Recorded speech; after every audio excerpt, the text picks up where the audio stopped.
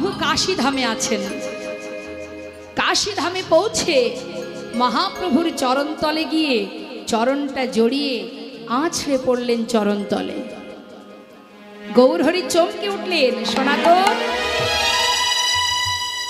এত বড় জমিদার আমার চরণে এসে পড়েছে, কি হলো, কি ব্যাপার, এমন পাগলের মতো ছুটে এসেছো কেন?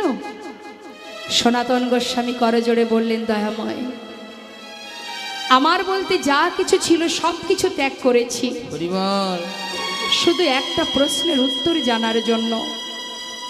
তুমি একটিবার বলে দাও, আমি কে আমার, কেন মরে যারে তপত্রয়, ইহানা জানি জীবের কই চেহিত হয়। আমি কে, কি আমার পরিচয়, আমি যখন এসেছিলাম কোথা থেকে এসেছি, আমি আবার যখন চলে যাব কোথায় যাব, একটিবার বলো প্রভু, কেন আমি ত্রিতাপ জ্বালা ভোগ করছি, আমার পরিচয় কি, আমি কে?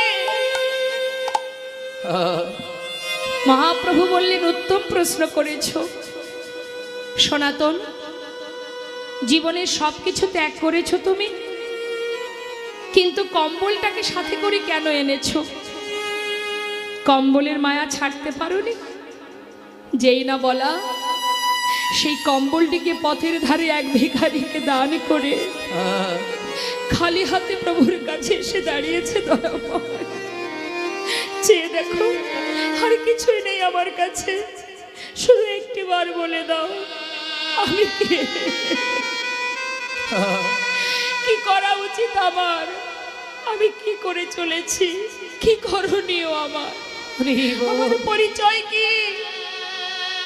গৌরহরি বলে, সনাতন,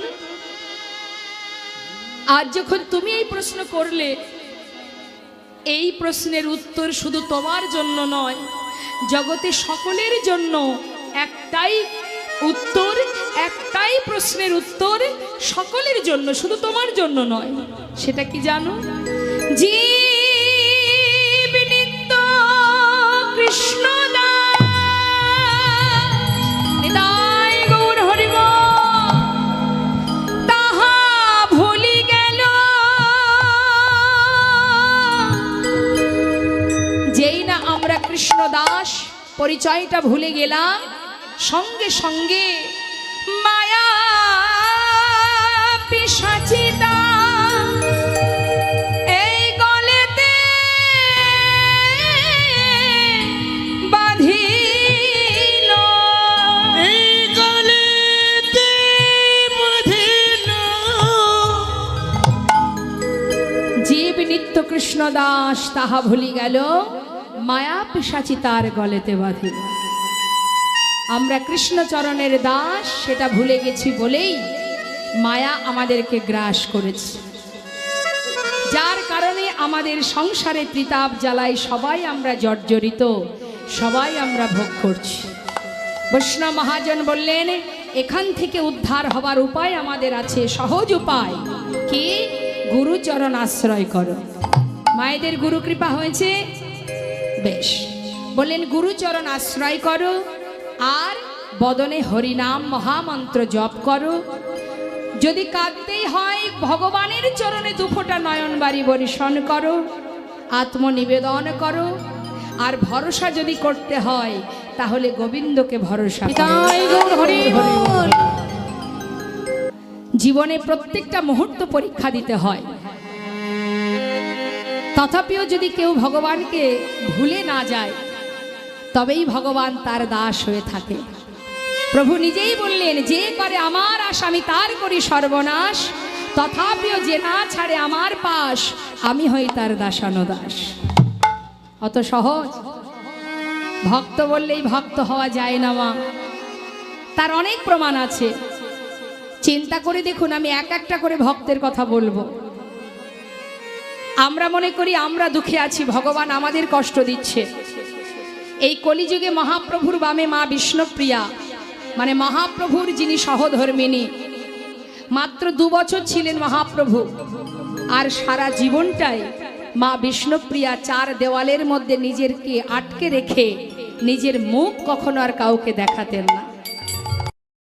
কিন্তু প্রতিদিন দারুবিগ্রহ সেবা করতেন আর মুখে গৌর গৌর গৌর উচ্চারণ করতেন আর একটা করে চাল আলাদা করে রাখতেন।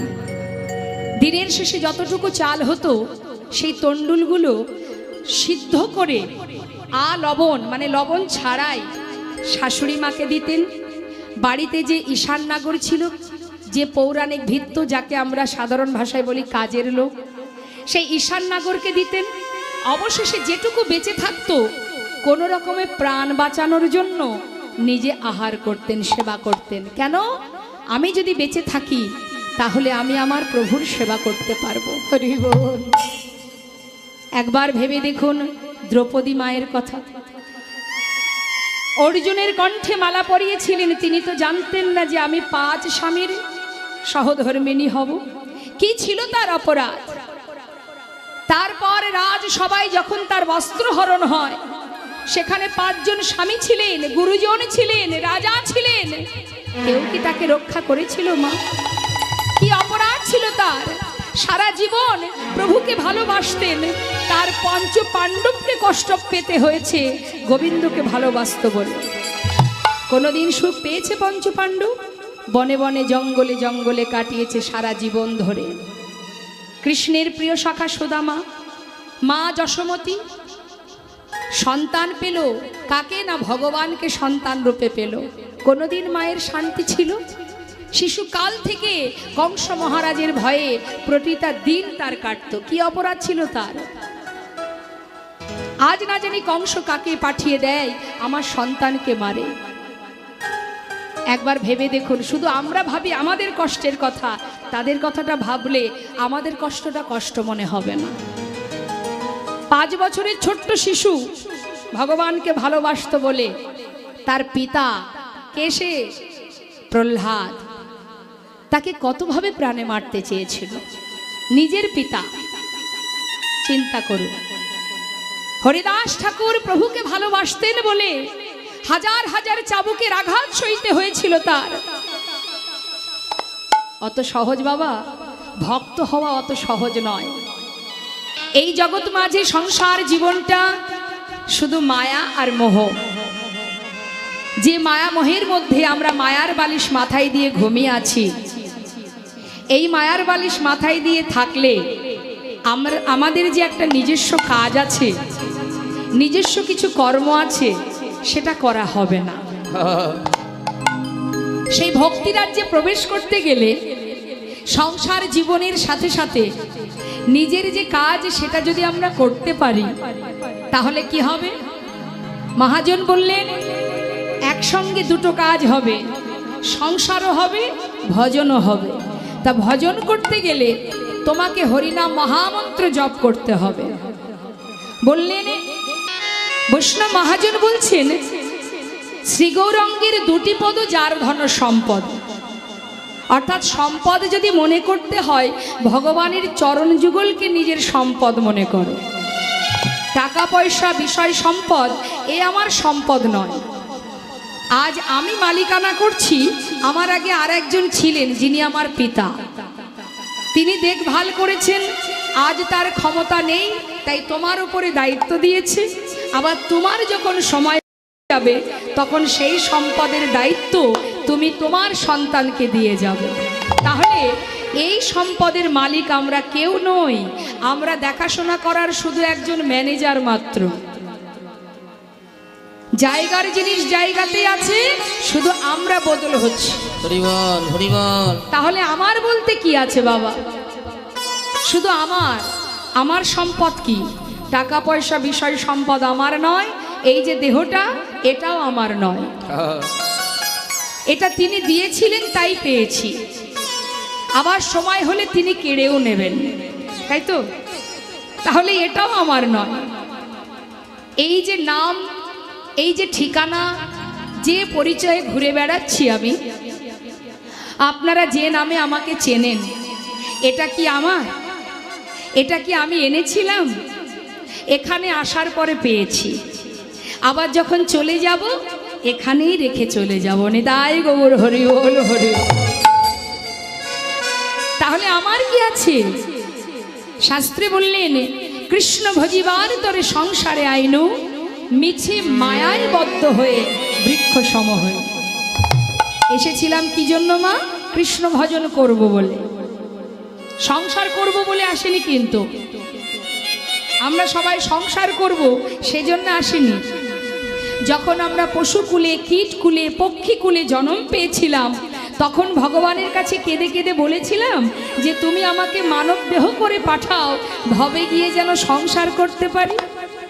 বলেছিলাম কি? বলেছিলাম যদি মানব দেহ করো, যদি মানব জন্ম দাও, ভবে গিয়ে তোমার নাম করব, তোমার সেবা দেব, তোমায় ভালোবাসব। এ কথাটা বলেছিলাম। কিন্তু ভবে এসে হলো কি? মায়া পিশাচি গ্রাস করলো। ভগবান বললেন বেশ, তুমি মায়ার সংসারে সন্তান, আত্মীয় পরিজন তাদেরকে নিয়ে জীবন কাটাচ্ছ, বেশ, তাতে কোনো দুঃখ নেই।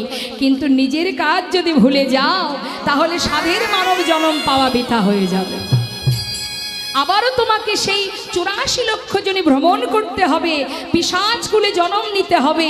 যেমন কর্ম করবে তুমি, ফলটা তোমাকে তেমনই পেতে হবে। একদিন দুদিনের তো আশা নয়। আমাদের এই সুন্দর দেহটা যে পেয়েছি, একবার নয়, এটাই আমাদের প্রথম জন্ম নয়। একটু মন দেবেন কথাগুলো। এই যে মানব জন্মটা পেয়েছি, এটা আমাদের অহংকার। অনেক সাধনা করে তবেই পাওয়া এই দেহটা। এর আগেও জন্ম পেয়েছি। শাস্ত্রী মহাজন বলছেন জলজা নবলক্ষানি স্থাবরা বিংশতি, কৃমিয়া রুদ্র সংখ্যক পক্ষিনাং 10 লক্ষকম, 30 লক্ষানি পশু মানুষ্য 24 লক্ষানি মানবা।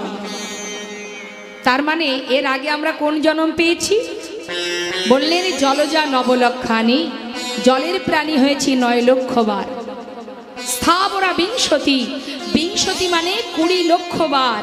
কি হয়েছি? বৃক্ষ গুল্মাদি, যত আছে বৃক্ষাদি, সেই বৃক্ষকুলে জন্ম পেয়েছি 20 লক্ষ বার। সেখান থেকে আবার আমাদের এই বিশ্ব ব্রহ্মাণ্ড ভ্রমণের জন্য পাঠিয়ে দিল কৃমি কীট কুলে। 11 লক্ষ বার হলাম। কৃমিয়া রুদ্র সংখ্যক, রুদ্র মানে 11 লক্ষ বার হলাম কৃমি কীট। তখনও গোবিন্দ চরণে পৌঁছায়নি মা। আবার পাঠিয়ে দিল পক্ষীকুলে, পক্ষিনাং 10 লক্ষ কম। বনের পাখি, যত রকমের পাখি আছে সমস্ত কুলে আমরা জন্ম পেয়েছিলাম। সেই পথ অতিক্রম করে পাঠিয়ে দিল আমাদের পশুকুলে। 30 লক্ষ বার এই পৃথিবীতে এসেছি, পশু হয়ে জন্ম পেয়েছি। বাঘ হয়েছি, সিংহ হয়েছি, হাতি হয়েছি, ঘোড়া হয়েছি, কুকুর হয়েছি, বিড়াল হয়েছি। আর ভগবানের কাছে কেঁদেছি, প্রভু আর ভালো লাগে না, আর এ জন্ম দিও না। যে জন্ম পেলে তোমাকে সেবা দেওয়া যায় না, যে জন্ম পেলে বদনে তোমার নাম উচ্চারণ করা যায় না, সে জন্ম আর দিও না। এমন জন্ম তুমি দেবে যে জন্ম পেলে তোমার নাম উচ্চারণ করা যায়, দুহাত দিয়ে তোমাকে সেবা করা যায়। কি গো মা, মন্দিরের ভিতরে যদি এখন কোনো পশু যায়, আপনারা কি তাকে ঢুকতে দেবেন? দেবেন কি? তাকে বাহির করে দেবেন। কিন্তু একটা মানুষ যদি যায়, তাকে বাধা দেবেন না। তার মানে ভগবানের সেবার উপযুক্ত জন্মই হচ্ছে এই মানব জন্ম। চেয়েছিলাম আমরা, দাও মানব কুলে জন্ম, ভবে গিয়ে তোমারই নাম করব, কিন্তু হলো না। এলাম বটে, পেলাম সেই সুন্দর দেহ, কিন্তু কোনটি আমার আর কোনটি আমার নয়, কোনটি সার কোনটি অসার, সেই জ্ঞান শূন্য হয়ে আসল স্বরূপ সত্তা ভুলে গিয়ে যার সন্তান আমরা, যার দাস আমরা, তার কথা ভুলে গিয়ে সবাই মায়ার সেবা করে চলেছি। কিন্তু মায়া তোমাকে ততদিন ভালোবাসবে যতদিন তোমার ক্ষমতা থাকবে। যেদিন ক্ষমতা ফুরিয়ে যাবে, এই মায়াও তোমাকে ত্যাগ করে দেবে। সেদিন আর তোমার পাশে কেউ থাকবে না। আজ তুমি আমার, আজ তুমি আমার, কিন্তু কোন দিন তুমি পর হয়ে যাবে জানো? যেদিন তোমার দশেন্দ্রিয় ষড়রূপ শিথিল হয়ে যাবে, চলার শক্তি থাকবে না, বলবার শক্তি থাকবে না, ঘরের এক কোণে বসে থাকবে, সেদিন কিন্তু বুঝবে কে তোমার আপন আর কে তোমার পর। তাই তো বৈষ্ণব মহাজন বললেন, জগতে আপন পর এই জ্ঞানটুকু যার মধ্যে এসে গেছে তাকে আর ভজন থেকে দূরে সরাতে কেউ পারবে না। যদি কোনো জীব একটিবার ভগবানের স্মরণ করে দুটি বাহু প্রসার করে আত্মনিবেদন করে যদি বলতে পারে, দয়াময় তুমি শুধু আমার আর আমি তোমার, আর কিচ্ছু করতে হবে না, শুধু এই কথাটাই, আমি তোমার তুমি আমার।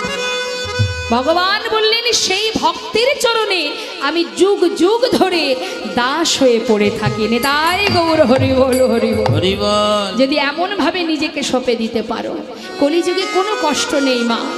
মহাপ্রভু কত সহজ উপায় দিলেন, বললেন যদি জীব সাধন ভজনে যাগ যজ্ঞ না করতে পারে, কলিযুগে তো কিছুই নেই, শুধু বদনে মহামন্ত্র জপ করো, হরিনাম করো, হরিনাম শ্রবণ করো, যেভাবেই করবে তাতেই মঙ্গল, বললেও মঙ্গল, শুনলেও মঙ্গল।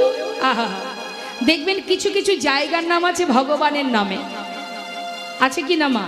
যেমন দুর্গাপুর, মা দুর্গার নামে তো দুর্গাপুর, বেশ, কৃষ্ণনগর, বিষ্ণুপুর আছে না, গোপালনগর, এগুলো কি ভগবানের নামে তো? যদি কোনোদিন কোনো কিছু সংকেত করতেও বদনে নাম উচ্চারণ করা হয়, তাতেও মঙ্গল, যেভাবেই বলো না কেন। যদি কেউ বলে আরে যাবি নাকি কৃষ্ণনগর, মুখে উচ্চারণ হচ্ছে তো, নাস্তিক ব্যক্তি জীবনে ভগবানের নাম করে না, কিন্তু সেই জায়গায় যেতে গেলে তাকে তো বলতে হবে কোথায় যাচ্ছিস, কৃষ্ণনগর। নিতাই গৌর হরি বল। শাস্ত্রে বললেন যেভাবেই বলো তাতেই উপকার। তার প্রমাণ মা সন্তানের নাম রেখেছে ভগবানের নামে। বলি একটু মন দিয়ে শোনো, সন্তানের নাম রেখেছে ভগবানের নামে। আগেকার সময় এটাই করতো, এখন আর করে না। করে কি বাবা? এখন সব কত নিত্য নতুন নাম বেরিয়েছে, তাও কি বিদেশি নাম, দেশি নাম নয়, জনি, বনি, রনি, তাই না? আর আগেকার সময় নাম রাখতো ভগবানের নামে। তা ভগবানের নামে নাম রেখেছে, নাম দিয়েছে কি নারায়ণ। কে দিয়েছে? অজামিল, যে ছিল বাবা একটু দৈত্য, কিন্তু জাতিতে ব্রাহ্মণ।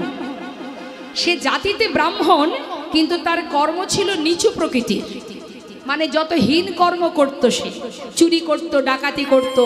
হ্যাঁ, তা সেই অজামিলের ঘরে একদিন এক মুনি এসেছিলেন ভিক্ষা করতে। সেই মুনিটিকে, তিনি হচ্ছেন, তার নাম হলো লোমশ মুনি। এখন এই লোমশ মুনির একটু শারীরিক জ্বালা হয়, অসহ্য যন্ত্রণা হয়। এখন সেই যন্ত্রণা নিবারণের জন্য দেবর্ষি নারদ এসে বলেছিল, মুনিবর আপনার এই রোগ ভালো হওয়ার একটাই উপায় আছে, সেটা হচ্ছে জাতিতে উঁচু স্বভাব নিচু এরকম কোনো ঘর থেকে যদি আপনি ভিক্ষা করে এনে রন্ধন করে খান, আপনার রোগ ভালো হয়ে যাবে। মা বুঝতে পারছেন তো কথাগুলো? এবার সেই লোমশমণি চারিদিকে খুঁজতে শুরু করলেন যে স্বভাব তার ছোট নিচু কিন্তু জাতিতে উঁচু কে আছে। খুঁজে খুঁজে ওই যে অজামিল, অজামিলের বাড়িতে গেলেন। অজামিলের স্ত্রী তাকে ভিক্ষা দিলেন, আর ভিক্ষা দেওয়ার সময় দেখলেন তার কোলে একটা ছোট্ট পুত্র সন্তান। এখন ভিক্ষা করে নিয়ে এসে রন্ধন করে সেবা করার পর তার যখন রোগ ভালো হয়ে যায়, তখন মনে মনে ভাবলেন যে সে যখন আমার এত বড় উপকার করলো, আমি তার একটা বর দিয়ে আসি। তা কি বর? আবার গিয়ে অজামিলের বাড়িতে গিয়ে বলে উঠলেন, দেখো তুমি যখন আমার এত বড় উপকার করেছো, আজ আমি তোমাকে, তোমার এই ছোট্ট সন্তানকে, সবার ছোট, তা এই ছোট্ট শিশুর আমি নামকরণ করে গেলাম, আশীর্বাদ স্বরূপ এর নাম দিলাম নারায়ণ। হরি বল। ছোট ছেলের নাম নারায়ণ, আর যত বড় ছেলে আছে তার আগের সন্তান যারা, তাদের নাম 1 কোটি 2 কোটি 3 কোটি এইভাবে নাম। এখন মা সন্ধে হলেই ডাকাতি করতে যায়। এইভাবে দিন যেতে যেতে যখন তিনি শয্যাশায়ী, অন্তিম সময় এসে গেছে, শয্যায় শুয়ে আছে, যাবার সময় হয়েছে, যমরাজ দুধ পাঠিয়ে দিয়েছে। আর যমদূতকে দেখে ওই অজামিল ভয়ে ভীত হয়ে আর্তনাদ করে চিৎকার করে ডাকছে। কাকে? ওই যে ছোট ছেলে নারায়ণ, তাকে ডাকছে, নারায়ণ নারায়ণ, একবার কাছে আয় বাবা, একবার কাছে আয় নারায়ণ, কাছে আয়। ভয়ে ভীত হয়ে ছোট ছেলে নারায়ণকে ডাকছে, আর এমনভাবে আর্তনাদ করছে, সেই আর্তনাদে বৈকুণ্ঠে নারায়ণের সিংহাসন টলে গেছে। বিষ্ণু লোক থেকে দূত এসেছে, দূত এসে দেখছে যে যমদূত দাঁড়িয়ে আছে। তোমরা কেন এসেছো? ওকে নিয়ে যাওয়ার জন্য? ওর তো যাওয়া হবে না। কেন? দেখতে পাচ্ছ না ও কার নাম উচ্চারণ করছে? তখন যমদূত বলছে, ও তো ওর সন্তানের নাম ধরে ডাকছে, ও তো ভগবানের নাম ধরে ডাকছে না, ছোট ছেলের নাম নারায়ণ, তার নাম ধরে ডাকছে। তখন বিষ্ণুদূত বলে উঠলেন যে যার নাম স্মরণ করেই ডাকুক না কেন, নামটা তো ভগবানের। তাই গৌর হরি বল, হরি বল। তাই ভগবানের নাম মুখে যখন উচ্চারণ হয়েছে, ওর জীবনের যত পাপ ছিল সব দূর হয়ে গেছে। তাই ওকে আমরা নিয়ে যাব, তোমরা ওকে নিয়ে যেতে পারবে না। শেষ জীবনে একবার নারায়ণ উচ্চারণ করে সে বৈকুণ্ঠে পৌঁছেছিলেন মা। শাস্ত্রে বললেন, একবার কৃষ্ণ নামে যত পাপ হরে, জীবের সাধ্য নেই জীব তত পাপ করে। ডাকার মতো ডাকতে হবে। তো আমরা আজকের যে লীলা আমরা শুনবো মা, নবদ্বীপের মাঝে নদিয়ার চাঁদ আমার গৌরহরি সচি মায়ের কোল আলো করে এলেন। আসবার পর তার বাল্যলীলা সম্পন্ন করে বিদ্যাভাসে দিগ্বিজয়ী পণ্ডিত হয়ে তার পিতা জগন্নাথ মিশ্র তিনি যখন ইহলোক ছেড়ে পরলোক গমন করেন, কথাগুলো কিন্তু মন দেবেন। পিতা চলে যাবার পর গয়াতে গিয়ে আমার মহাপ্রভু পিতার জন্য পিণ্ড প্রদান করলেন বিষ্ণুপাদ পদ্মে। পিণ্ড প্রদান করে নবদ্বীপে ফিরে এসে নবদ্বীপের সমস্ত ভক্তগণকে নিয়ে প্রতিদিন তিনি হরিনাম করতেন পথে পথে। জীবের মঙ্গলের জন্য, জীবের কল্যাণের জন্য, জীবকে উদ্ধার করবার জন্য, আলোর পথ দেখাবার জন্য নিজে আচরণ করে ধুলায় গড়াগড়ি দিয়ে নিজে হরিনাম বলতেন, জীবকে বলাতেন। কিন্তু এক সময় তিনি সন্ন্যাসী হয়ে কাটোয়া কাঞ্চননগরী কেশব ভারতীর আশ্রম থেকে সন্ন্যাস ধর্ম গ্রহণ করে তিনি যখন বৃন্দাবনের পথে যাত্রা করেন, ঠিক সেই সময় মা কথার দিকে মন দেবেন, গৌরহরির দাদা, গৌরহরির দাদাকে নিত্যানন্দ প্রভু তিনি কি করলেন, নিমাইকে মানে গৌরহরিকে আবার পথের মাঝখান থেকে ধরে এনে শান্তিপুরে অদ্বৈত প্রভুর ঘরে মা সচিমায়ের সঙ্গে গৌরহরির মিলন করান। মা সচিমা দেখছে তার ছেলে সন্ন্যাসী হয়ে গেছে। ছেলে যদি সন্ন্যাসী হয়ে যায়, সেই ছেলেকে ঘরে বেঁধে রাখা বড় কষ্ট মা, সে আর কোনোদিন ঘরে মন বসাতে পারবে না। তাই বলছে, মা তুমি আমাকে বিদায় দাও, আমি বৃন্দাবনে চলে যাই। মা সচিমা বললেন, বাবা তুমি বৃন্দাবনে থাকলে আমি জানতে পারবো না তুমি কি করছো, কোথায় আছো, কেমন আছো। তাই যদি তুমি যেতেই চাও, আমার আদেশ, তুমি নীলাচলে বাস করো। হরিবল হরিবল, মানে পুরী ধামে। গৌরহরি বললেন, মা তাই হবে, তোমার কথাই শিরোধার্য।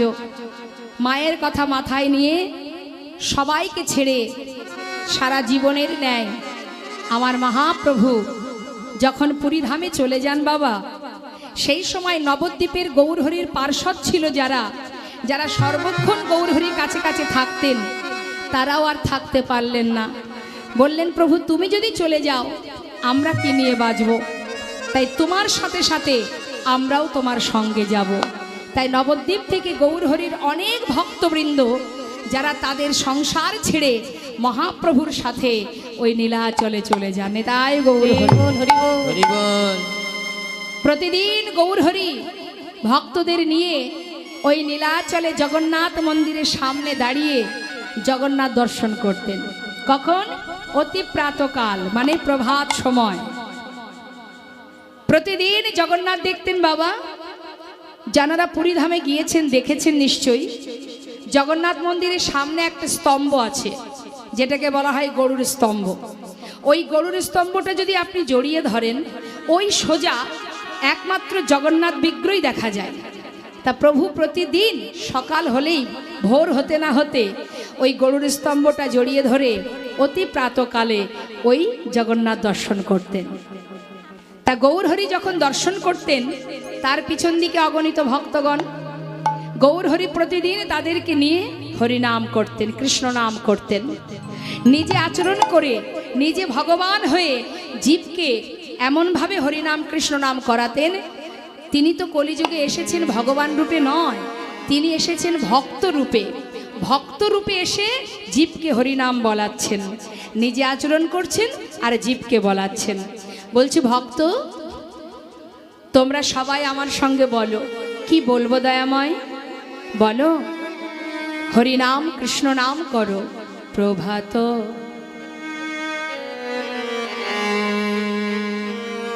সময় হলো, কৃষ্ণ কৃষ্ণ বলো। ওই না প্রভাত সময় হলো, কৃষ্ণ কৃষ্ণ বলো। প্রভাত সময় হলো, কৃষ্ণ কৃষ্ণ বলো। প্রভাত সময় হলো, কৃষ্ণ কৃষ্ণ বলো। কৃষ্ণ ভজ কৃষ্ণ চিন্ত, কৃষ্ণ নামে করো সার। নাম বিনা কলি জীবে গতি নাহি আর। কৃষ্ণ ভজ কৃষ্ণ চিন্ত, কৃষ্ণ নাম করো সার। নাম বিনা কলি জীবের গতি নাহি আর। ও গো যেই নাম সেই কৃষ্ণ ভজ নিষ্ঠা করি। নামের সহিতে আছে আপনি শ্রী হরি। নামে ভজ নাম চিও, নামে গৌর হরি বল, গৌর হরি বল, হরি বল হরি বল হরি বল হরি বল হরি বল।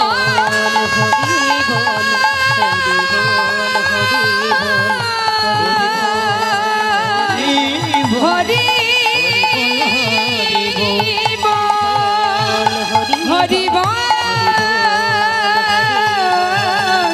হরি বল, হরি বল, হরি বল, হরি বল,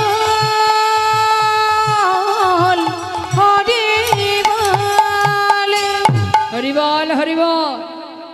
গৌর হরি সবাইকে নিয়ে নীলাচলের মাঠে মনের আনন্দে কৃষ্ণ নাম গাইতে গাইতে মা হঠাৎ গৌরহরি দেখলেন দূরে এক ভক্ত দাঁড়িয়ে দাঁড়িয়ে তার দিকে তাকিয়ে, প্রভুর দিকে তাকিয়ে অঝর নয়নে বাড়ি বরিশন করছে আর প্রভুর বদন পানে নয়ন দিয়ে তাকিয়ে আছে।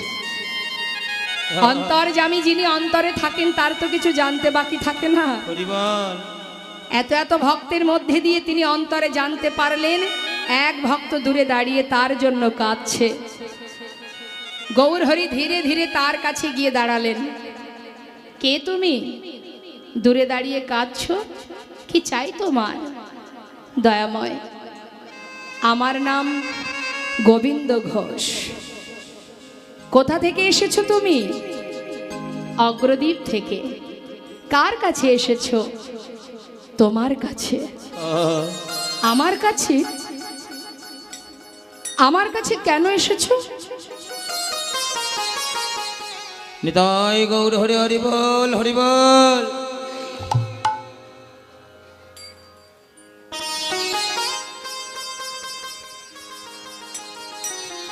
গৌরহরি জিজ্ঞাসা করছে তুমি আমার কাছে কেন এসেছো? বলো। দয়াময়, আমার মনে বড় বাসনা, আমি তোমার সঙ্গী হতে চাই। আমার সঙ্গী? কেন আমার সঙ্গী হবে কেন? শোনো, ঘরের ছেলে ঘরে ফিরে যাও, সেই ভালো। অগোবিন্দ, আমার সঙ্গী হতে যেও না, কারণ যারা আমার সঙ্গী হয়, যারা আমাকে ভালোবাসে, তাদের সারা জীবনই দুঃখ পেতে হয়। নিতাই গৌর হরি বল।